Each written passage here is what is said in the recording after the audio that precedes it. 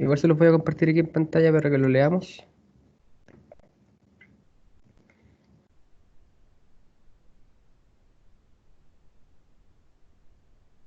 Ya, si está listo me dicen, si no lo espero un poquito para ver que descarguen el caso.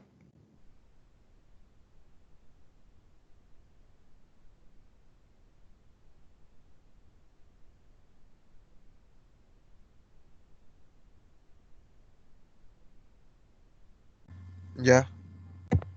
Vale. Entonces, tenemos el caso 2 y dice, a continuación se presentan los estados de situación financiera clasificados de la compañía IKEA SA, que se desempeña en la industria minera. Entonces acá tenemos las cuentas, tenemos el balance clasificado, todas sus cuentas. Después lo vamos a ver en más detalle. Y abajo dice, vamos a agrandar un poco la pantalla. Ahí. Para el año 2020, la compañía tiene planificado levantar una planta productiva en la ciudad de Antofagasta. La inversión estimada alcanzaría los 61.256.500. El director de la compañía piensa financiarlo apalancando el 41% de la inversión con el Banco Chile. Dicha institución financiera ofrece una tasa de colocación del 1,08% mensual, con un plan de cuotas anuales a 20 años. Además, se maneja la siguiente información.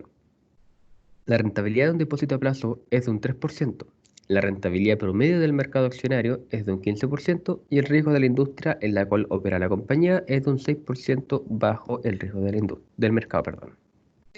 Se pide calcular el cuadro de amortización, realizar un análisis patrimonial y analizar la factibilidad de la compañía, que la compañía pueda desarrollar el proyecto y determinar la rentabilidad mínima que debería exigir al proyecto. Vale, entonces teniendo eso en cuenta, vamos a comenzar a desarrollar el caso. Voy a pasar al Excel.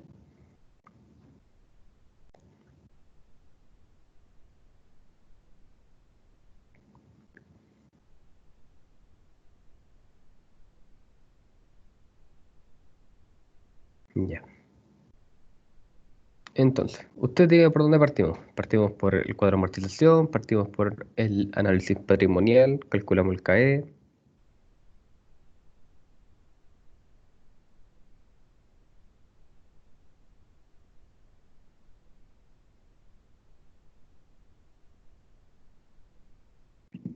El de la amortización, por orden. ¿O no? Ya, vamos por la amortización entonces. Lo vamos a hacer en la otra hojita que tenemos que guardar espacio acá. Y vamos a empezar por la amortización. Entonces, el caso nos dice, para el 2020 quieren hacer una inversión de 61.256.000. Entonces voy a poner aquí que la inversión 61.256.500. Ya, es nuestra inversión total. Y el Banco de Chile nos va a financiar el 44% o 41%, el 41% de esta inversión. O sea, aquí el préstamo es el 41% de esto.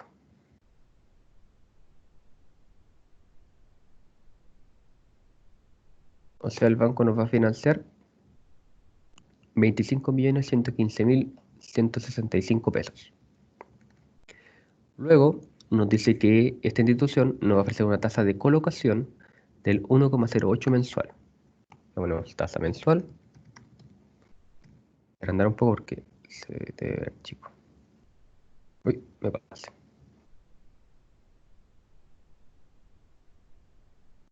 Por ahí. ¿Alcanzan a ver bien de ahí? Sí. Vale. Entonces tenemos una tasa de colocación del 1,08 y un plan de cuotas anuales a 20 años. Si tenemos cuotas anuales a 20 años, tenemos 20 cuotas por pagar. Tenemos cuotas 20. Son anuales. Si nuestro plan de pago es anual y nuestra tasa es mensual, ¿Dejamos la tasa mensual o la tenemos que transformar? Hay que cambiarla anual. Vale. Entonces pasamos la tasa de interés anual, ¿cierto?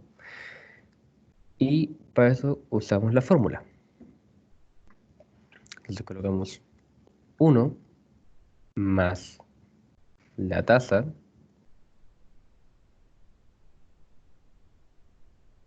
elevado a, en este caso, ¿cuánto debería ser? Si quiero pasarla anual.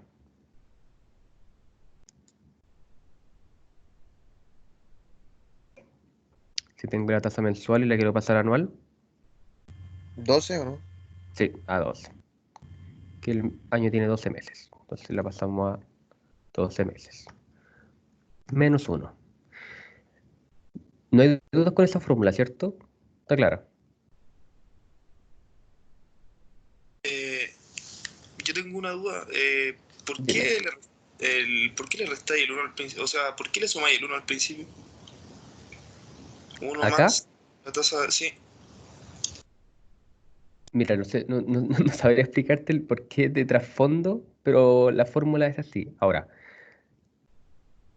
lo más probable es que, como estamos trabajando con decimales, o sea, aquí esta tasa la tenemos que pensar que es decimal, o sea, 0,0108 y más 1 sería para transformarla como, entre comillas, a porcentaje. Pero la verdad es que en el trasfondo la fórmula siempre ha sido así. No podrías darte una explicación más acertada de por qué se le suma 1.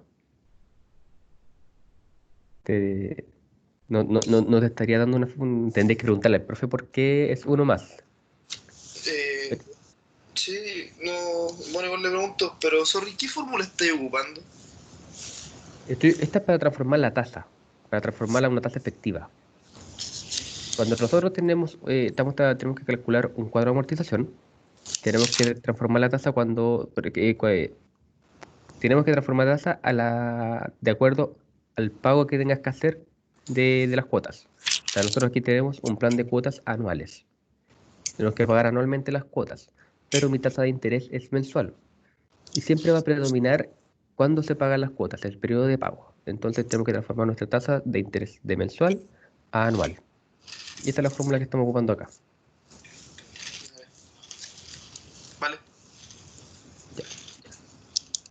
Entonces, acá tenemos la tasa de interés anual y nos quedaría por calcular el pago, las cuotas que tenemos que pagar, el monto de cuotas que tenemos que pagar.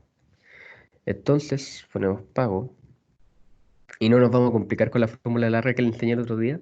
Vamos a usar la función. Podemos insertar función. Buscamos acá financiera, en financiera, bajamos hasta la P y función pago. Ahí. Y en la tasa, colocamos la tasa de interés anual. En el periodo colocamos el número de periodos, o sea, la cantidad de cuotas que se van a pagar, que en este caso son 20. Y en valor actual vamos a colocar nuestro préstamo, pero lo vamos a colocar en negativo, porque se tiene que ir descontando periodo a periodo la tasa de amortización. Entonces lo colocamos negativo. Y le damos a aceptar y nos da nuestras cuotas. Este es el pago que vamos a tener que hacer anualmente por 20 años.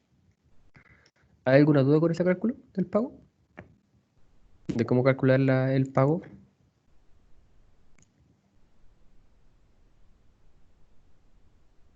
¿No? Vale. Luego que Sí, tenemos me quedé en la dime, fórmula. dime. Siempre se me olvida qué dato va en la... Ya, no hay problema. Lo calculamos de nuevo. Mira, vamos entonces a la insertar función. Esto no hay problema, ¿cierto? Buscarla. No, eso clarito. Ya. Vale. Estamos aquí. En la tasa, perdona, vamos a colocar la tasa que estamos utilizando. En este caso vamos a ocupar la tasa anual, ¿cierto? O sea, colocamos el 13,76%. ¿Ya? En NPER vamos a colocar el total de pagos del préstamo que vamos a hacer. O sea, en este caso, como tenemos planes anuales a 20 años, son 20 pagos los que vamos a realizar, ¿cierto? Entonces, las cantidades de cuotas son 20. Entonces, colocamos el 20 acá. Y por último, acá tenemos el valor actual. En el valor actual tenemos que colocar el valor del préstamo, que en este caso son los 25 millones. Pero tenemos que colocarlo en negativo, porque este préstamo se va a ir descontando periodo a periodo a medida que yo voy pagando. Entonces tengo que colocarlo en negativo, si no las cuotas me van a dar negativas. Entonces coloco menos el préstamo. Y ahí me arroja el valor aquí abajito. Le doy a aceptar. Y no sé por qué me lo arroja en euro, pero está ahí. ¿Queda un poquito más claro? ¿O tiene alguna duda con la fórmula, alguna otra No, ahí cosa? sí. Vale, vale. Viendo eso, pasamos a calcular el cuadro de amortización. Cuotas, interés, amortización. Entonces, tenemos que son 20 cuotas. Bajamos hasta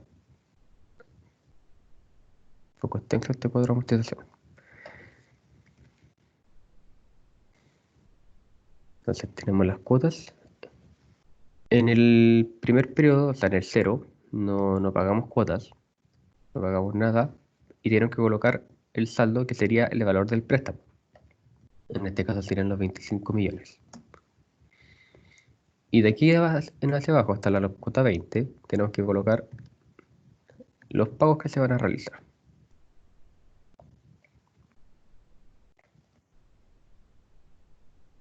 Ahí.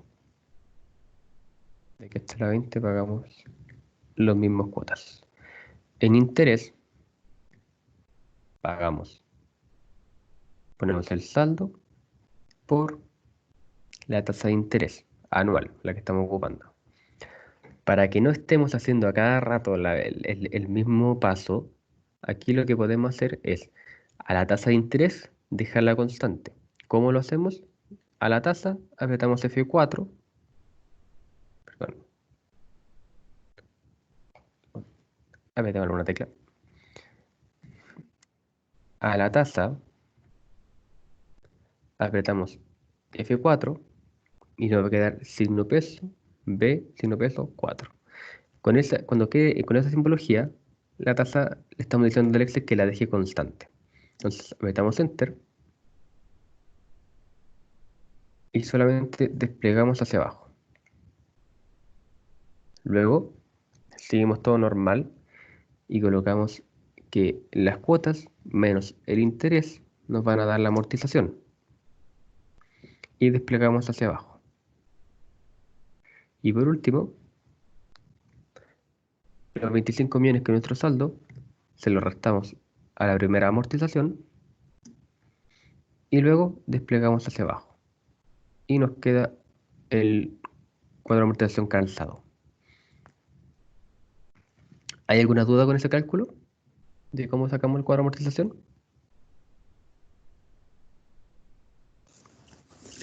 Yo tengo una duda, ¿cómo calculaste los intereses? Ya. Los intereses, tú colocas el saldo de acá y lo multiplicas por la tasa de interés, que en este caso sería la anual.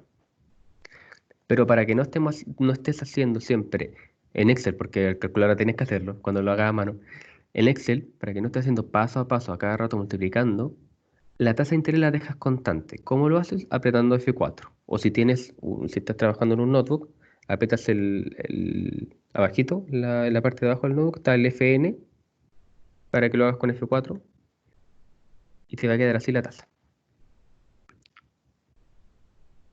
No sé si se alcanza a ver cómo queda la tasa.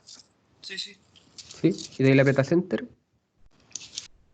Y después solamente despliegas abajo porque te va a copiar la fórmula. Entonces solamente la bajas y después lo mismo. Acá restas nuevamente. Acá simplemente restas estos dos y también despliegas hacia abajo. Doble clic, te despliega. Y por último lo mismo. Acá en el saldo le resta la primera amortización y simplemente despliega hacia abajo. Y ahí te quedaría calzado el cuadro de amortización. Hay otra duda, ¿no? Para saber si lo están haciendo, ¿me pueden decir cuánto les dio la tasa de interés? El total de pago de interés.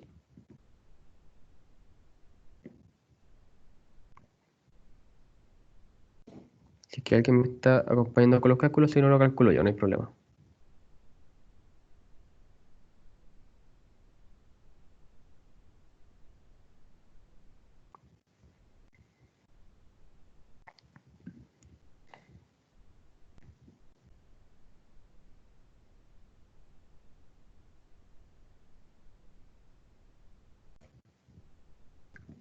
¿Lo calculo yo?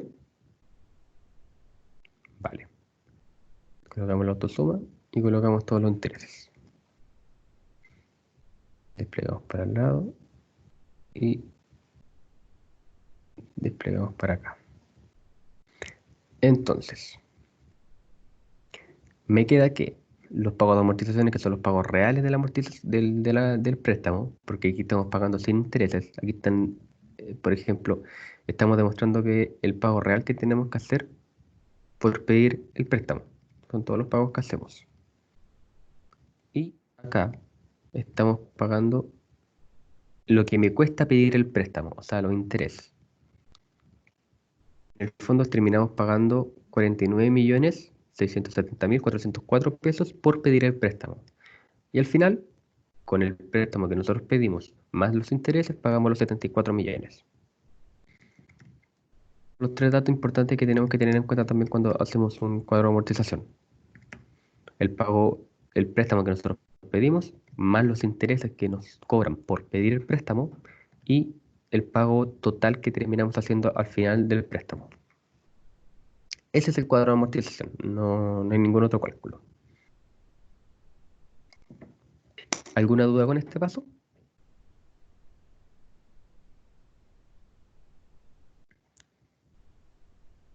¿No hay dudas? A mí en el cuadro me da -0. No sé qué hice. No hay problema. Si da, Ah, ya. es como una... No puede, o sea, matemáticamente no puede dar -0, pero mientras te quede 0 está bien. No sé por qué el Ah, Excel lo ya. arrojó con -0, Ya. pero está bien. Sí, también me da... Aquí tengo el menos. También me da -0, pero está bien. Ya. Entonces, teniendo ese calculado, después nos pide realizar un análisis patrimonial. Para realizar el análisis patrimonial, como le explicó el profe, aquí lo vamos a hacer junto en Excel. Vamos a desplegar dos pestañas acá. Entonces aquí le voy a poner participación.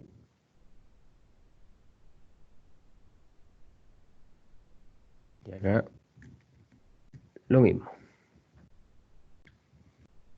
Ya. ¿Por qué participación? Con lo que vieron el profe. ¿Qué entendieron de lo que es el análisis vertical? Tenemos que como que sacar el porcentaje de lo que, de cada una, pues, de efectivo, de todo lo que hay ahí, Ya, y ver, sí, y ahí como hacer el análisis. ya, está bien.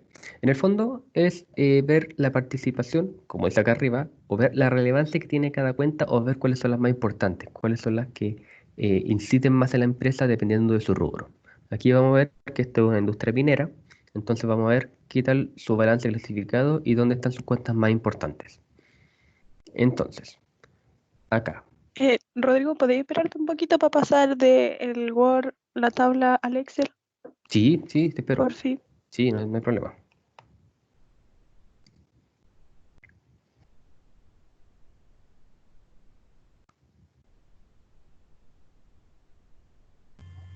Pregunta, este tipo de Dime. interés, o sea, de esta forma, son cuando se piden crédito a banco, pero por ejemplo, cuando se piden crédito a por ejemplo, el líder o una tienda comercial, ¿son también de esta forma, como tan grande, o se manejan de una forma diferente?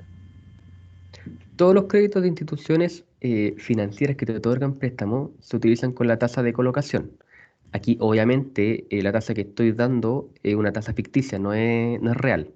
Son tasas calculadas eh, a molde del caso. obviamente la tasa es mucho más baja, sobre todo con el caso que estamos tratando ahora, que la tasa está en un 1% con el Banco Central.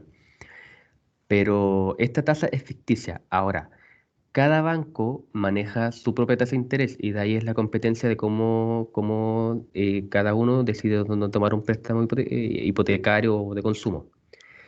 Pero para efectos de mi caso, el que estamos viendo ahora, fue una tasa ficticia, no es real la tasa, o sea, no la saqué de una institución financiera. Pero cada banco, por ejemplo, como tú me dices, Líder, otras son instituciones financieras que te otorgan préstamos y ellos manejan sus tasas acorde a lo que da el Banco Central.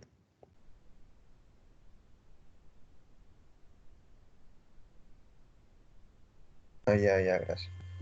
Ya. Ya terminé, por si acaso. Ah, ya. Vale. Entonces, acá tenemos que ver la participación. Y nuevamente, el mismo caso de antes, para que no estén haciendo uno por uno, vamos a tomar el primero, que es efectivo, y como tenemos que ver la participación de efectivo respecto a los activos totales, tomamos los activos totales, que está acá abajo,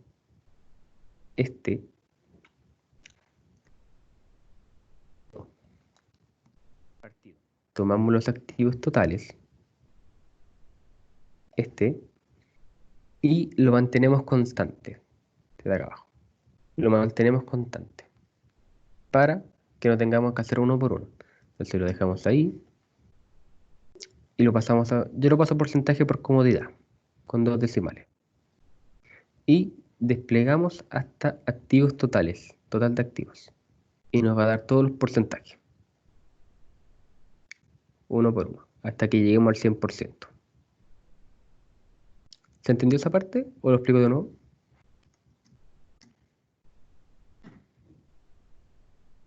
Me voy a adelantar un poquito. De nuevo, no me salió nada. No, ya. Vamos a borrarlo para que lo hagamos de nuevo. Agarramos el de efectivo, ¿cierto? 5 millones. Lo dividimos, slash, por los totales de activos, que está acá abajo, los 198 millones. Para que no estemos haciendo uno por uno, lo tenemos que dejar constante. Para eso apretamos la tecla F4. Con la tecla F4 nos va a quedar así. Eso significa, esa simbología que está ahí, significa que el total de activos va a quedar constante y no hay que estar repitiendo la fórmula a cada rato. Entonces, apretamos Enter y nos queda ahí. Y después solamente tomamos esta esquinita que está aquí y la bajamos hasta total de activos, total activos. Y nos va a arrojar todos los porcentajes. ¿Queda más claro? Sí, ahí sí. Gracias. ¿Sí? Ya, bueno. Vale, entonces aquí tenemos la participación del año 2019. Y esto la vamos a poner 2019. De todos los activos. Si nos fijamos, en activos no corrientes solamente tenemos 9,56% de la participación de los activos totales, en donde lo que más tenemos son cuentas por cobrar por 13 millones. Y tenemos un 2,75 en efectivo, que es lo que se maneja en caja normalmente. Como es una industria minera, no se suele manejar mucha caja, y tampoco tenemos un inventario muy grande. Pero si nos vamos acá a los activos no corrientes totales, de los cuales tenemos un 90,44%, que es mucho más grande, está prácticamente casi toda la participación de los activos, y la mayor parte se concentra en maquinarias. ¿Por qué? Porque una empresa constructora tiene muchas maquinarias para funcionar. Por eso tenemos tantos activos acá. Luego tenemos un terreno, que obviamente deben tener un terreno para funcionar como puede ser eh, una empresa constructora, debe tener su oficina. Y transporte, pueden tener camionetas perfectamente para transportar a sus trabajadores, etc. Pero lo más relevante son las maquinarias, donde tiene un 82,96%, que son las maquinarias que utilizan para construir los proyectos que tenga visto la constructora. Y tenemos el 100% del total de los activos. Luego nos vamos acá a cuentas por pagar, que sería aquí ya estamos en la parte de pasivos. Mismo caso de arriba, tomamos las cuentas por pagar, hacemos slash partido, por total pasivos y patrimonio. Aquí tenemos que irnos al último. Y lo tomamos como constante, para no tener que repetir a cada rato el paso de estar dividiendo. Le damos a Enter, lo transformamos a porcentaje, lo dejo con 2 decimales, y desplegamos hacia abajo, hasta total pasivos y patrimonio. Y nos arroja todos los porcentajes. ¿Vamos bien hasta ahí?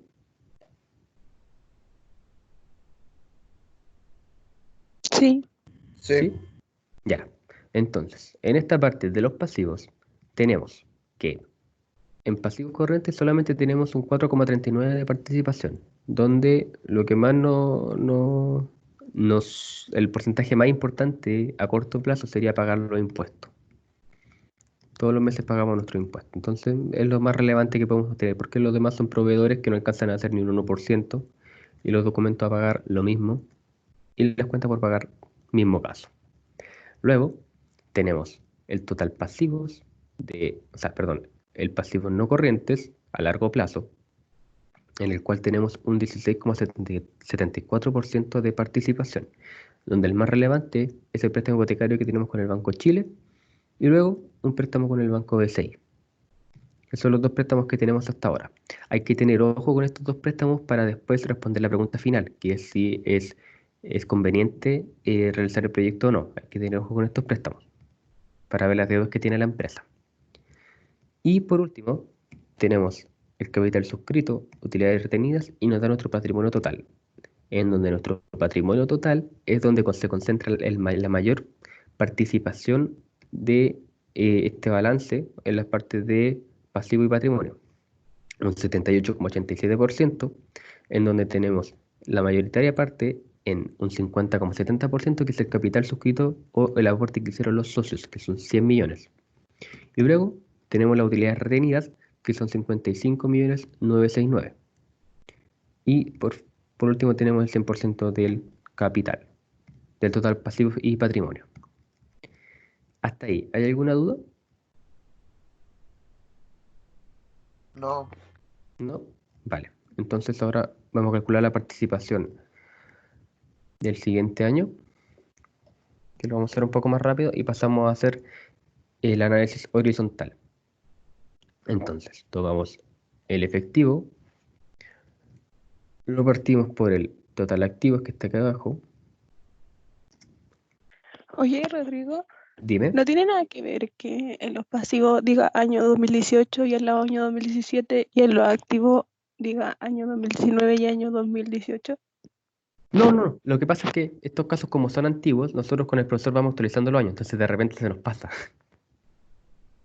Pero Ya. en el fondo es la comparación de ambos años. Pues acá abajo se me pasó el. Yo lo cambié acá arriba, se me olvidó cambiarlo acá abajo, no me fijé. Pero no tiene nada que ver. Error de tipeo de nosotros. Ya. Vale, entonces dejamos acá constante los activos y desplegamos hasta activos totales.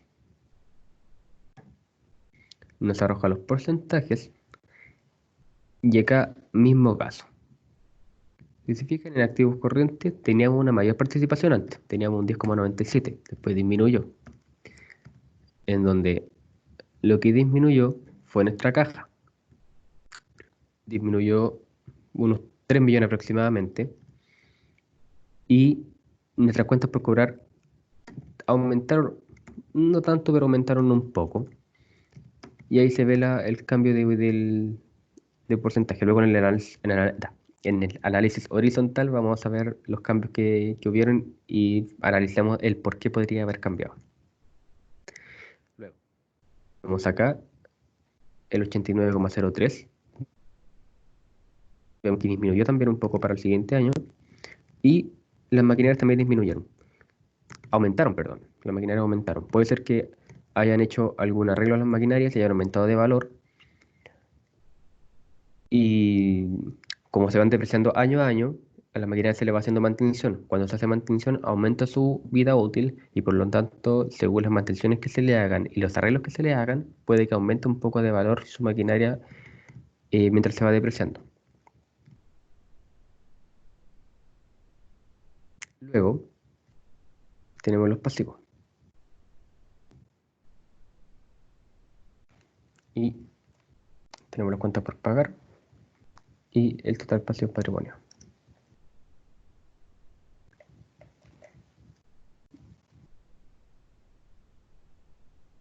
Lo dejamos en porcentaje y desplegamos. Y por último acá tenemos los pasivos. En corto plazo no hay una variación muy significativa. Siguen siendo los impuestos.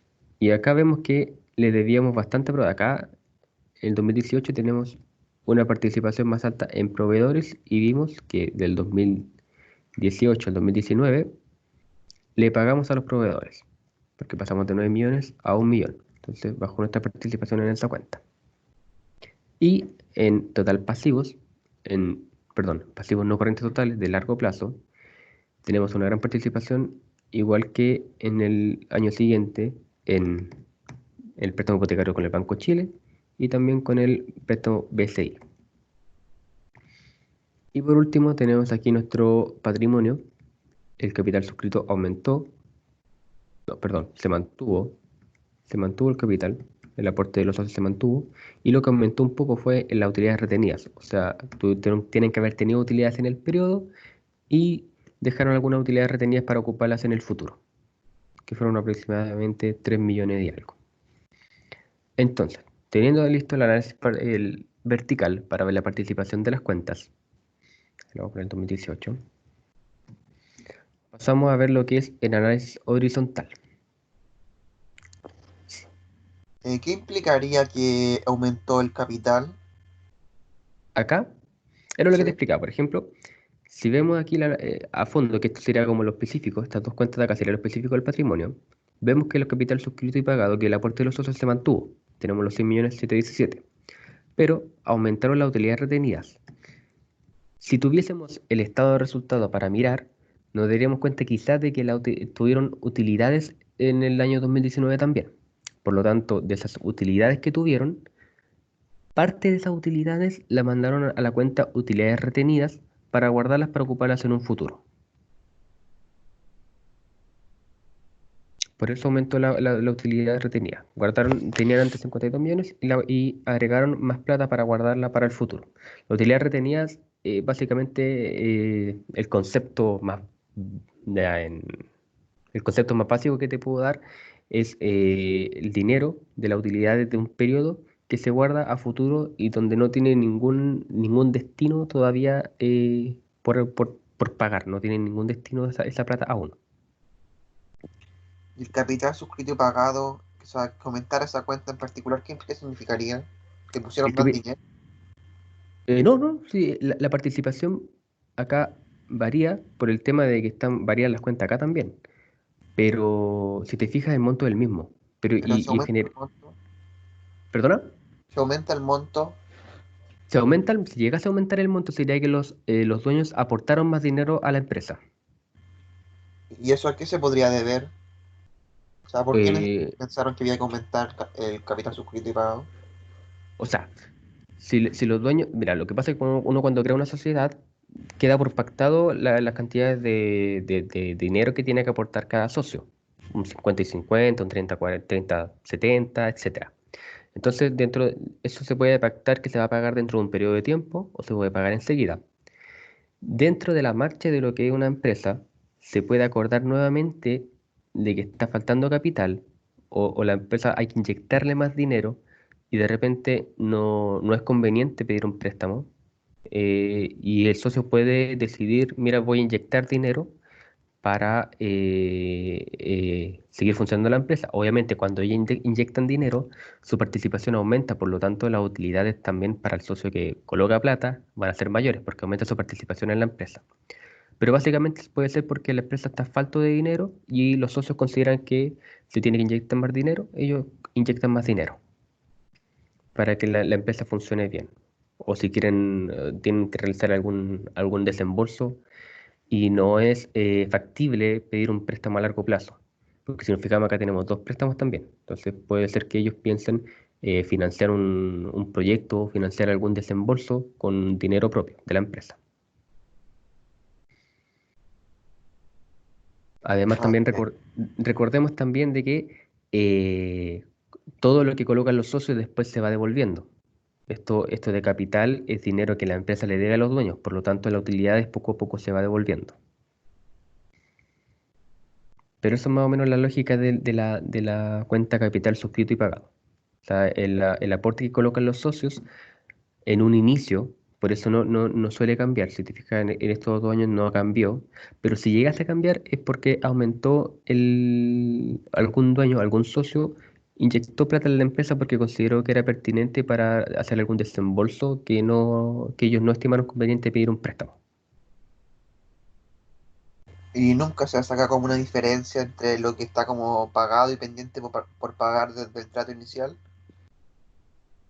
No, yo por lo menos nunca lo he hecho por lo menos aquí lo que vemos acá nosotros, no. Quizás en contabilidad podría ser un análisis un poco más exhaustivo, pero nosotros nunca lo hemos visto. Siempre como que mantenemos esta parte de aquí siempre está como fijo. Lo que nosotros siempre variamos, o en los casos, es la utilidad del periodo o la utilidad retenida. Pero en este caso, como no tengo un estado de resultados para mostrarte, en este caso, no me aparece la cuenta de utilidades del periodo. Por eso, pero esa es la cuenta que nosotros solemos variar, por el tema de que todos los años tenemos utilidades o pérdidas. Pero esta cuenta naturalmente siempre está igual.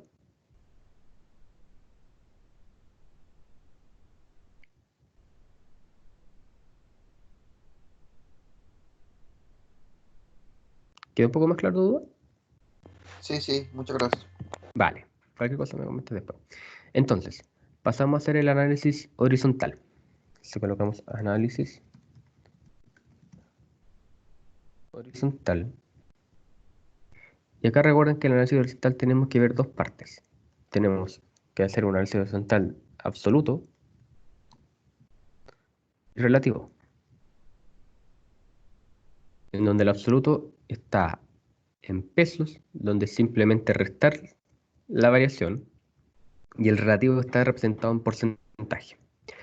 Entonces, en el absoluto, lo único que vamos a hacer es tomar el año presente, por decirlo de alguna manera, el año más adelante, 2019, menos el 2018. Y vemos que tuvimos una variación negativa. Bajó nuestra cuenta de efectivo en 3.269.777. Y así vamos a hacer con todas las cuentas hacia abajo. Aquí no requeremos ninguna fórmula porque es solamente una simple resta. Y donde tenemos cero lo dejamos así nomás, ya que son valores de letras, entonces no tenemos nada que hacer ahí. Entonces ahí tenemos nuestros valores, nuestras variaciones absolutas. Y después, para sacar la relativa, tenemos dos fórmulas. El profe les dijo, o sea, les dejó una fórmula en el PPT, que era el año 2019 menos el 2018, que sería la diferencia, partido en 2018 menos 1, si no me equivoco. Pero también pueden ocupar otra, que es simplemente dividir los montos de cada año. Pueden dividir esos dos montos y le restan 1. Y lo pueden transformar a porcentaje y les da exactamente lo mismo. Y ahí tenemos el porcentaje que disminuyó la cuenta de efectivo entre el año 2018 y 2019. O sea, disminuyó en un 37,46%. ¿Hay alguna duda con esa fórmula? ¿O cómo se calculó? Yo la voy a repetir por su esquina, es que justo se me cayó el internet. Sí, tranqui. Démosle. Entonces, abrimos paréntesis y agarramos el monto del 2019 lo dividimos por el monto del año 2018, y le restamos 1. Esa es la fórmula. Y yo le transformo en porcentaje por temas de comodidad nomás, pero lo puedes dejar en decimal si tú quieres. Y me da que la variación relativa entre el año 2018 y 2019 es que la caja o el efectivo, la cuenta efectivo, disminuyó en un 37,46%. Pregunta, si lo calculo al revés, pongo primero el 2018 y después el 2019, ¿esto sería cuánto aumentó? No, porque si tú te fijas, si lo vemos por orden de tiempo, no podríamos hacerlo por 2019-2018 porque estamos avanzando en el tiempo. O sea, tendríamos que ver siempre que del año 2018 al 2019 nuestra cuenta disminuyó. No sería como correcto decir que del 2019 al 2018 aumentamos por un tema de tiempo.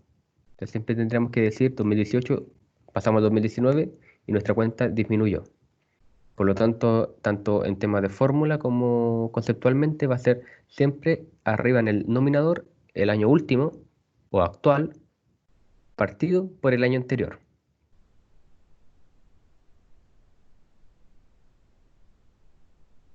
¿Sí? Sí. Vale. Entonces, acá, mismo caso, podemos ir bajando y nos van a dar todas las fórmulas, todos los porcentajes, Borramos esta parte de acá, pero un poquito borrar esta parte para que no nos molesten.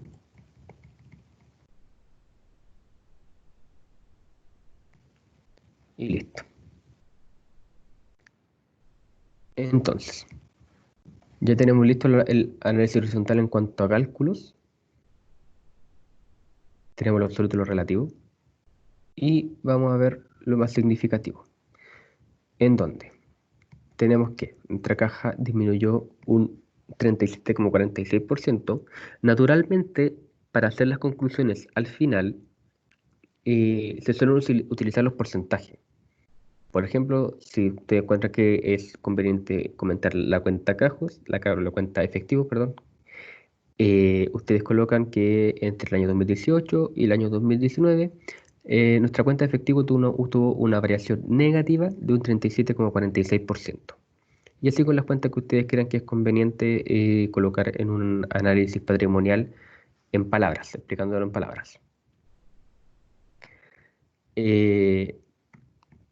Luego tenemos aquí los activos corrientes no financieros, también disminuyó, van disminuyendo las cuentas. Tenemos un 14,79% de variación en los activos corrientes totales. Básicamente, lo más significativo es la cuenta caja y los activos corrientes, los activos no financieros corrientes. Esta cuenta, otros activos no financieros corrientes, también se puede traducir como la cuenta mercaderías. ¿Por qué mercaderías? Porque dentro de los activos corrientes nosotros tenemos activos que naturalmente tienen que ser líquidos. Y la cuenta menos líquida o el activo menos líquido que nosotros tenemos en la empresa al corto plazo son las mercaderías. O el inventario, que serían los insumos que utilizamos para hacer nuestro giro.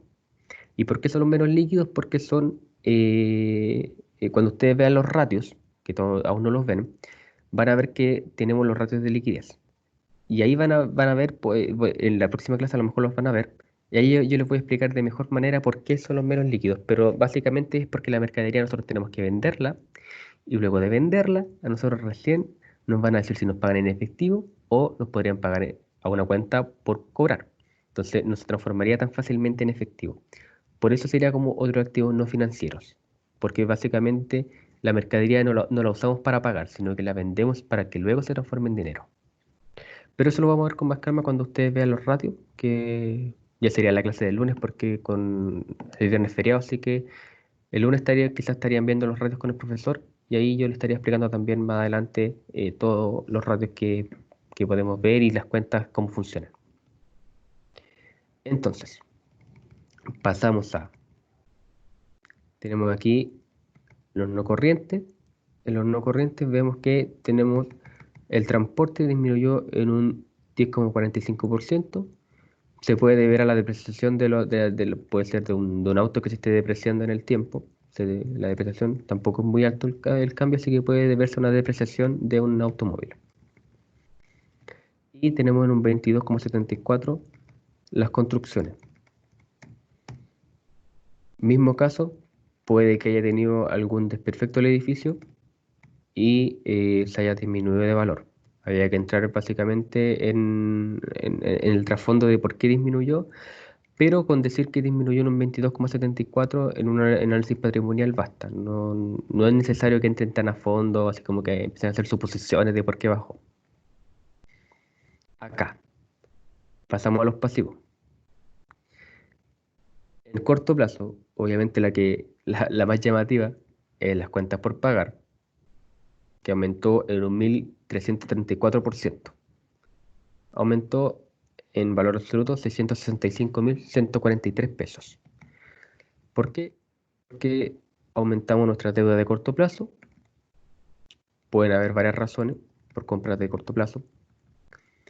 A los proveedores, acreedores, quizás se compraron materiales y se pidió a corto plazo con los proveedores, se generó un trato a palabra y hay que pagar a los proveedores o acreedores para pagar nuestras deudas. Y aumentó de 49.000 a 715. Luego, también tenemos una de las más importantes, que es la variación negativa del 78,27%, que fue nuestra disminución de 9 millones a 1.009.000 la cuenta de proveedores. O sea, básicamente quiere decir que nuestra cuenta de proveedores bajó porque nosotros estamos pagando nuestras obligaciones con nuestros proveedores, valga la redundancia. Luego aquí nuestros pasivos corrientes totales disminuyó un 44%. Relativamente fue la más importante fue pagarle a los proveedores, por eso disminuyó harto.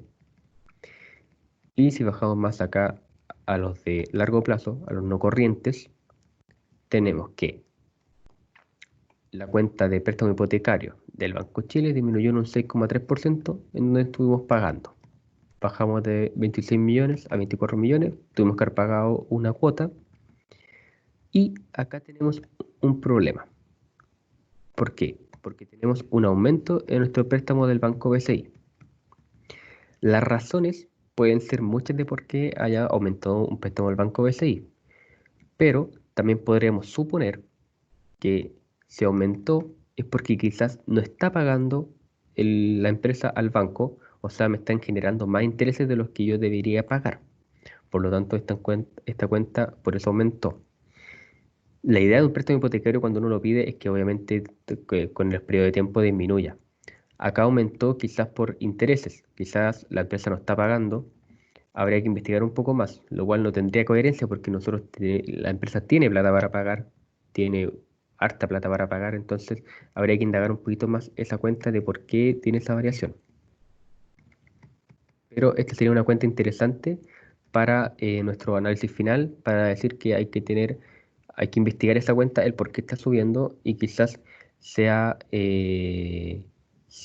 muy importante para la decisión final de tomar o no el préstamo con el Banco del Chile. Y por último, acá tenemos las variaciones del patrimonio, donde aquí obviamente varía un 0% porque se mantiene igual. Y nuestras utilidades retenidas aumentaron, que era lo que explicaba, que quizás tuvieron utilidades del periodo entre esos 2 años y destinaron plata para guardarla para el futuro en utilidades retenidas. Nuestro patrimonio aumentó en un 2,19 debido a las utilidades retenidas y el total pasivo de patrimonio disminuyó en 2,19, que fue representativo por los pagos que se hicieron arriba, en los pasivos de corto y largo plazo. Eso es básicamente el análisis horizontal que se puede hacer a este balance clasificado. ¿Hay alguna duda? Porque hablar todo el rato.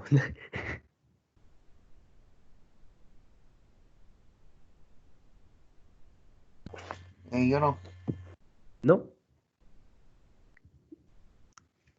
Si no hay ninguna duda, Yo tampoco. pasamos No, pasamos a hacer el cálculo del CAE entonces. Cualquier cosita igual me preguntan mientras calculo el CAE. Entonces, por último, vamos a ver la última, que es analizar la factibilidad de la compañía que pueda desarrollar el proyecto y determinar la rentabilidad mínima que debería exigir el proyecto.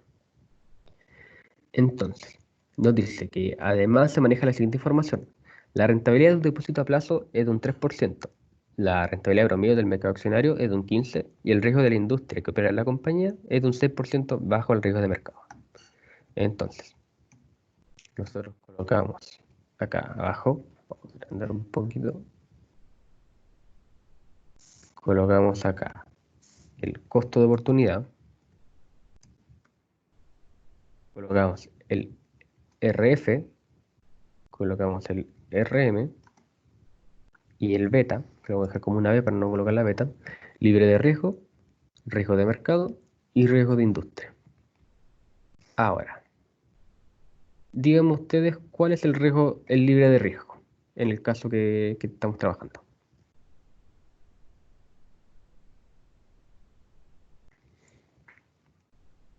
El 3%. El 3%. ¿Por qué? Porque en un depósito a plazo que nosotros colocamos, nos va a generar un interés, que sería el interés eh, que nos da el banco por colocar nuestra plata en su institución y nos genera un interés en un periodo de tiempo. Y eso no tiene ningún riesgo porque va a estar nuestra plata ahí guardada generando un interés que es poco, pero es seguro. Entonces sería un 0,03, que sería el 3% libre de riesgo. Luego tenemos el riesgo de mercado, que sería un 15%. Riesgo de mercado. Y por último tenemos beta, que nos dice que el riesgo de la industria en la cual opera la compañía es de un 6% bajo el riesgo de mercado. Entonces, si tenemos un 6% bajo el riesgo de mercado, ¿cuál sería mi beta? 94 94. o 0,94. 94 en este caso. 94% como decía. Ya. Este 94, que es el riesgo de la industria, ¿qué significa para la empresa o para nosotros? Que si nos va mal, como que el banco pierde más, al final como que hay más apalancamiento que lo que nosotros tenemos, ¿o no? Lo que nosotros aportamos. La lógica estaba bien, pero no. Mira, el riesgo de la industria tiene que ver con el riesgo, en este caso sería la industria minera, ¿cierto? Entonces, como yo tengo un 94% bajo el riesgo de mercado dentro de la industria de la minería, como yo tengo un 94%, si la industria llegase a ganar, todos ganan, yo no estaría ganando el 100%, estaría ganando un 94%, estaría ganando menos. Caso contrario, si a la industria le va mal, a la industria minera le va mal y todos pierden, yo estaría perdiendo solamente un 94%. Estaría perdiendo menos que el mercado. Esa es la lógica.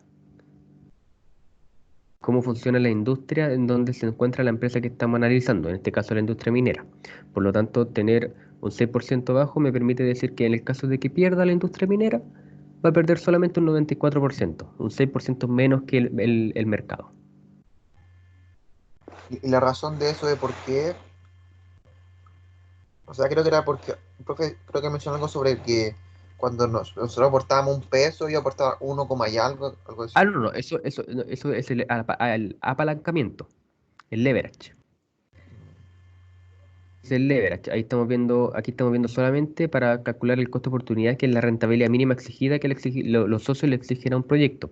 Lo que tú me estás mencionando es el nivel de apalancamiento que se ve con el indicador leverage. Que por cada peso que aportan los socios hay que ver cuánto aporta una institución financiera externa. ¿Y cómo lo hacen entonces para ganar menos o perder menos que la industria, por así decirlo, para que sea menos de uno? Básicamente eso es con estudios. Nosotros en finanzas decimos que para disminuir el riesgo, para perder menos, nosotros se hacen muchos estudios, sin estudiar la industria donde nos estamos insertando para hacer un proyecto, aumentamos mucho el riesgo. Por lo tanto, nosotros estudiamos bien la industria, el sector donde nos vamos a dedicar, y así se baja el riesgo. Y con estudios financieros nosotros se puede proveer que el riesgo de industria nos conviene estar bajo o sobre el riesgo de mercado. Pero eso es con estudios. Siempre se hacen estudios de financieros, económicos, políticos, para analizar y ver todo eso. Eso es como la lógica de por qué es sobre o bajo la industria. En todo caso, nunca te van a hacer calcularlo. O sea, siempre te van a decir el porcentaje y si es sobre o bajo de la industria. Pero siempre tiene una lógica, un trasfondo de que se hacen muchos estudios para disminuir el riesgo, ya sean económicos, políticos, financieros, de coyuntura social, todo el tema.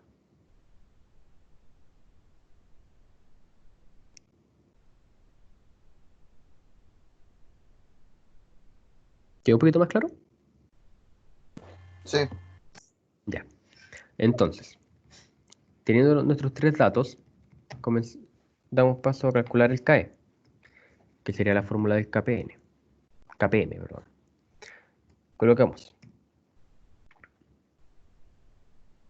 RM menos RF,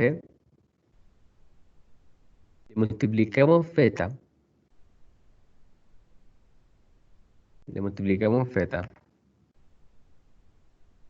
y le sumamos el RF. Y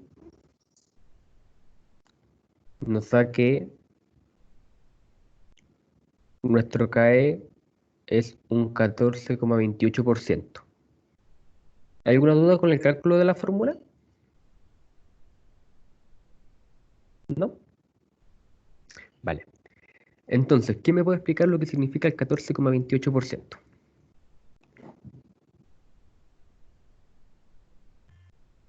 que para que podamos realizar la inversión tenemos que tener como mínimo un 14%, como 28% como de ganancia, por decirlo, para que valga la pena. Sí, está bien la lógica, pero para darle un toque un poco más técnico, porque no es por ser majadero, pero es que el profe es súper exigente en ese sentido. Tenemos que decir que como mínimo se exige un 14% de rentabilidad. No es ganancia, porque ganancia estaremos hablando de plata. Aquí, como está en porcentaje, tenemos que hablar de rentabilidad. Pero está bien lo que tú me estás diciendo. Pero para ser un poco más técnico y un poco más preciso, tendríamos que decir que los dueños de la empresa como mínimo están exigiendo un 14,28% de rentabilidad para realizar el proyecto. De lo contrario, no les interesaría hacer proyecto porque podrían invertir en otro lado o, como les decía, pueden meter la plata al banco y tienen una rentabilidad segura y no se estarían arriesgando en un proyecto que quizás no les valga la pena a ellos. Entonces, ahí tenemos el costo de oportunidad.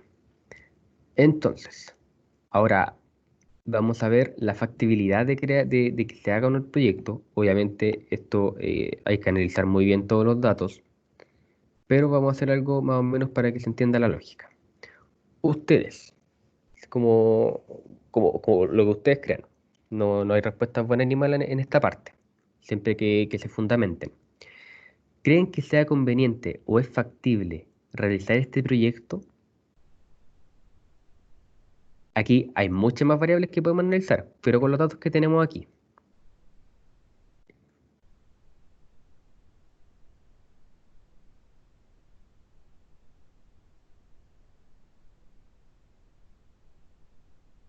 ¿Se le ocurre a alguien si invierte o no invierte en este proyecto?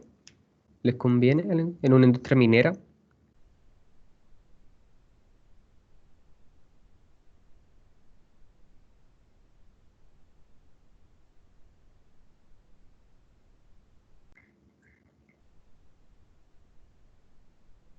¿A nadie se le ocurre? ¿Qué puede ser?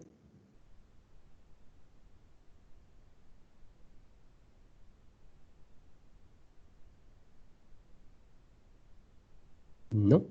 Ya, vale. Entonces, para ver la factibilidad, solamente con los datos que tenemos aquí, tenemos que ver el CAE, un 14,28%. O sea, primero, en nuestro análisis tendríamos que explicar que como mínimo ellos exigen un 14,28% de rentabilidad. Eso es como primer paso. Luego, para ver si es factible con lo que nosotros calculamos, tendríamos que ver el análisis patrimonial. Por lo tanto, aquí podríamos ver que tenemos una gran participación en activos no corrientes. No tenemos mucha caja, es coherente porque es una empresa constructora, no necesita tener mucha caja. Acá abajo en los pasivos, de corto plazo tenemos súper poco, básicamente que son los proveedores que ya se les pagó, hay poca deuda con los proveedores. Los impuestos por pagar, que esto siempre, todos los años se pagan los impuestos. Y acá tenemos el pero, que sería los pasivos no corrientes o los de largo plazo, que son básicamente mis dos préstamos con el Banco Chile y el Banco BCI. Entonces lo que yo les decía que en el Banco BCI, por alguna razón, aumentó la cuenta. O sea, mi préstamo en vez de disminuir de un año a otro, en donde yo pago una cuota, disminuyó. Si nosotros hacemos el supuesto, yo podría decir que quizás la empresa no está pagando ese préstamo y me está generando intereses. Entonces, quizás la empresa no tenga una un buen comportamiento financiero con ese banco. Entonces, podría ser que si es así, a lo mejor el Banco Chile no me va a dar la plata o quizás yo no voy a tener un buen comportamiento con ese banco. Hay que tener en cuenta que nosotros somos analistas financieros y tenemos que recomendarle a la empresa.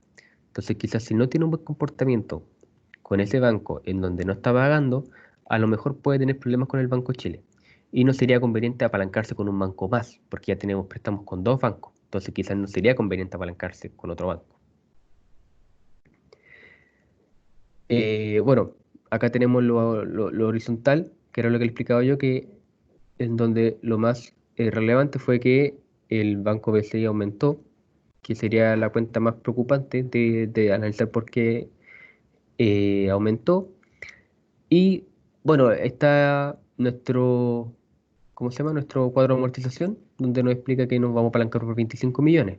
Quizás para la empresa constructora que maneja grandes flujos de dinero, no es tanto, pero de todas formas, teniendo ya dos préstamos hipotecarios, no sería conveniente apalancarse una vez más. Eso con respecto a los datos que tenemos. También tendríamos que tener en cuenta, por ejemplo, qué está pasando con la industria minera hoy en día con respecto a toda la coyuntura que está pasando con el coronavirus. La empresa minera está muy mal. El cobre está en un precio bajo. Las exportaciones e importaciones no están funcionando, o sea, no se están haciendo, por lo tanto, Chile no está vendiendo tanto cobre como debería ser. Entonces, quizás invertir en la industria minera en estos momentos quizás no es tan conveniente. ¿Hay alguna duda con respecto al análisis?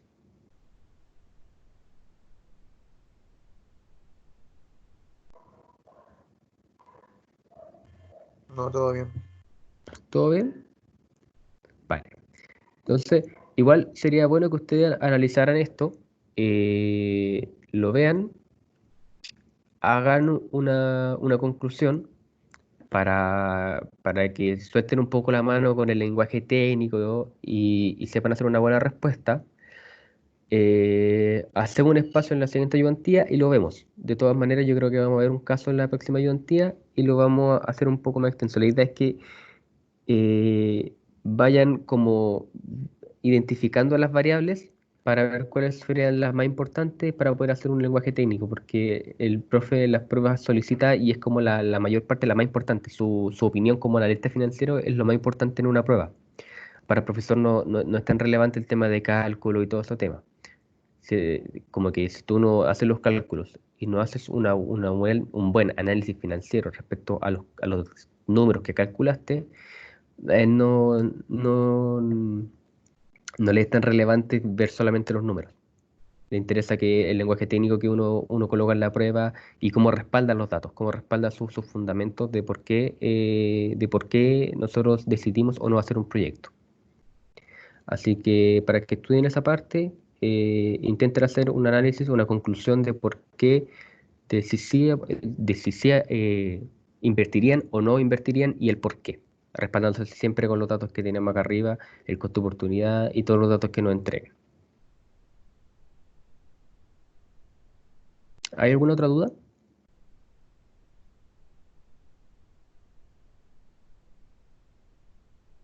Yo no, por lo menos. ¿No? Matías, Diego, ¿ninguna duda? No, no. No, me Vale. quedó claro. Ah, ya, bueno. Entonces, bueno, cualquier cosa, siempre me pueden estar consultando el correo o al WhatsApp, cualquier cosita. Si el profe le da algún caso, si tienen alguna duda y yo los puedo ayudar, también me pueden hablar. Así que nos estaremos viendo la próxima Yontea, el próximo miércoles. Que estén muy bien, tengan un buen día, tengan un buen fin de semana largo, descansen y nos vemos. Ya igual nos vemos, que estés bien. Gracias. Gracias igual. Chau.